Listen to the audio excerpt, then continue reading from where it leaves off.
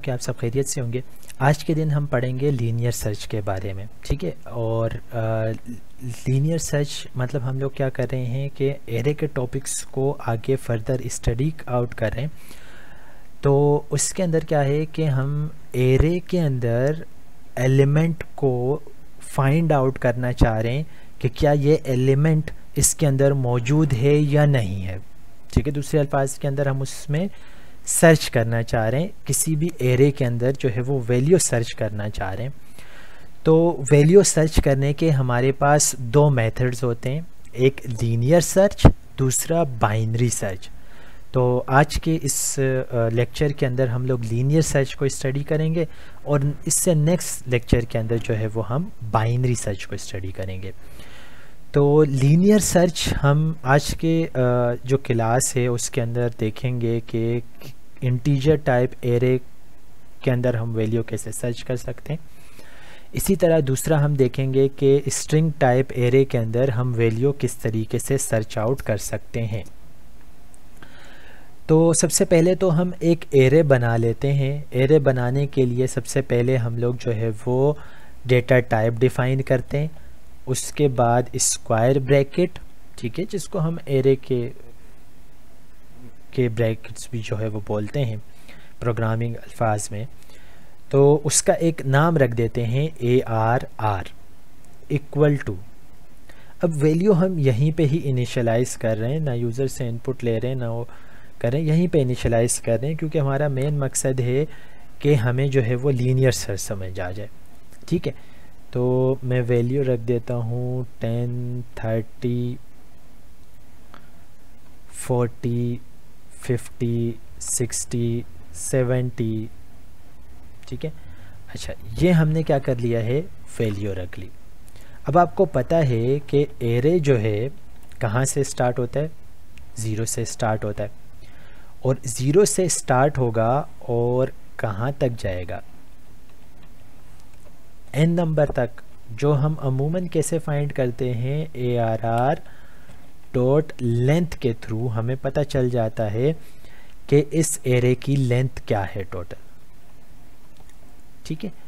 अच्छा,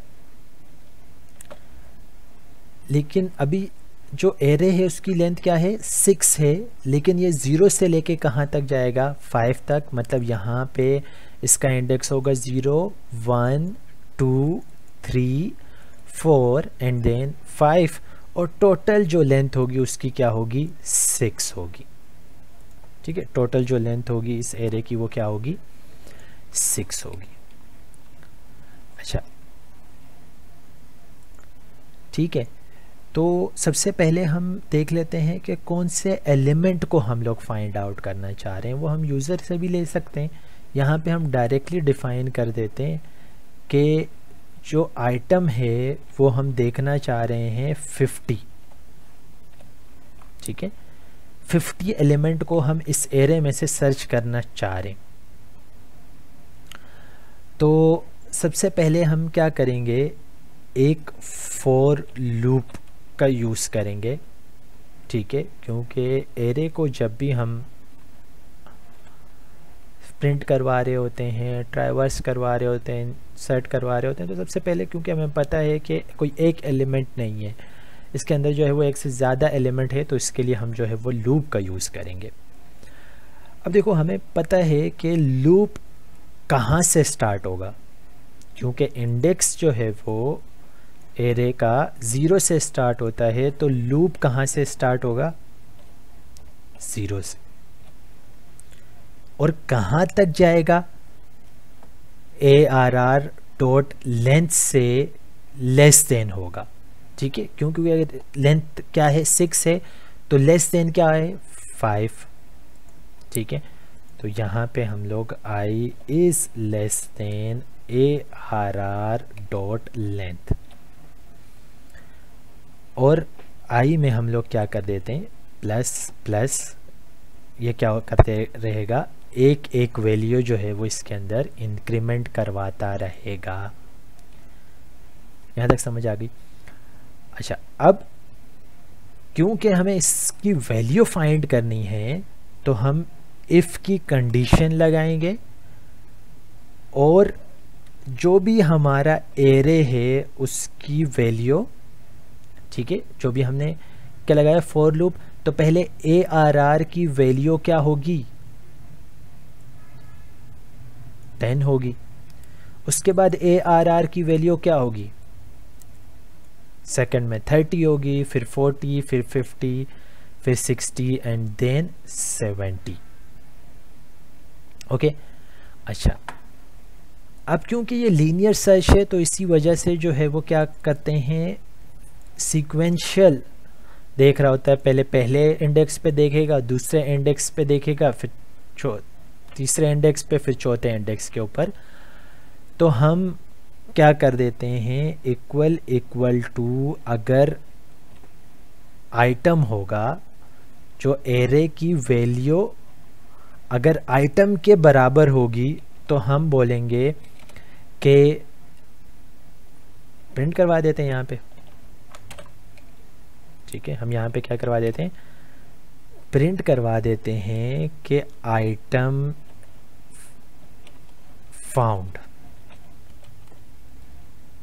ठीक है, और कहाँ पे और कौन से इंडेक्स पे फाइंड किया है हमने आइटम को, हम लोग जो है वो इसको आई पोजीशन के ऊपर जो है वो हमने फाइंड आउट करा है। तो यहाँ पे हम लिख देते हैं पोजीशन। अब इसको रन करके देख लेते हैं,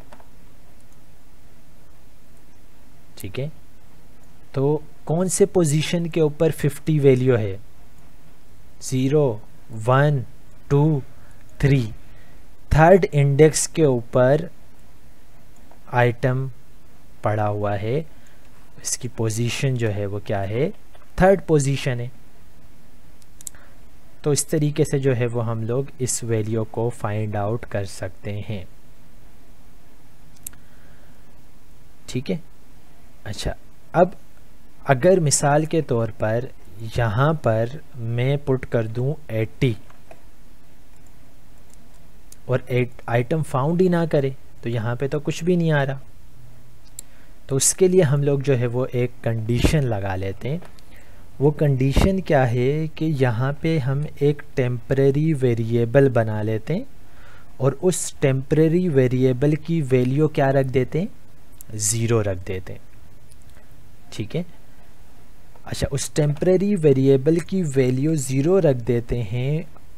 अब अगर वो वैल्यू फाइंड आउट कर देगा तो टेम्प की वैल्यू के अंदर क्या हो जाएगा +1 हो जाएगा, ठीक है। मतलब अगर जैसे ही फाइंड करेगा तो टेम्प वेरिएबल के अंदर वैल्यू क्या हो जाएगी 1 हो जाएगी।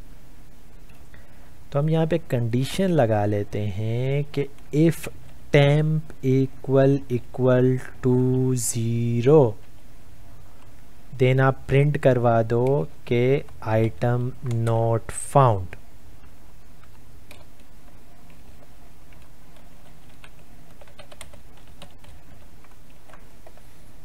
ठीक है, इसको रन कर लेते हैं। ये दूसरे प्रोग्राम का एरर आ रहा है, वहाँ पे शायद कोई लाइन वो होगी। तो देखें 80 क्योंकि इस एरे के अंदर मौजूद नहीं है तो वो इस इफ़ कंडीशन के अंदर नहीं आया, जिसकी वजह से टेम्प की वैल्यू 0 ही रही। तो ये क्या करा देगा, प्रिंट करवा देगा कि आइटम इज़ नॉट फाउंड। तो उम्मीद करता हूँ कि यार लीनियर सर्च आपको एटलीस्ट सही तरीके से जो है वो समझ आ गया होगा कि किस तरीके से हम एरे के अंदर लीनियर सर्च परफॉर्म कर सकते हैं। सिंपल क्या करना है, एरे लिया हमने, एरे लेने के बाद जो है वो जो भी आइटम आएगा 0 से लेके कहाँ तक 5 तक जो है वो हम लूप चलाएंगे। अगर ARR की पहली वैल्यू देखेगा, क्या वो यहाँ पे हम जो है वो दे देते हैं 70, क्या वो किसके बराबर है 70 के बराबर है, नहीं है। 30 जो है वो 70 के बराबर है, नहीं है।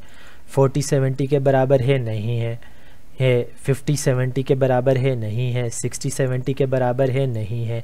70-70 के बराबर है तो वो क्या करा देगा, पोजीशन को प्रिंट करवा देगा और कहेगा कि आइटम इज़ फाउंड। ठीक है, और जब आइटम इज़ फाउंड है तो टेम्प के अंदर जो है वो +1 हो जाएगा, तो वो इसको जो है वो प्रिंट नहीं करवाएगा।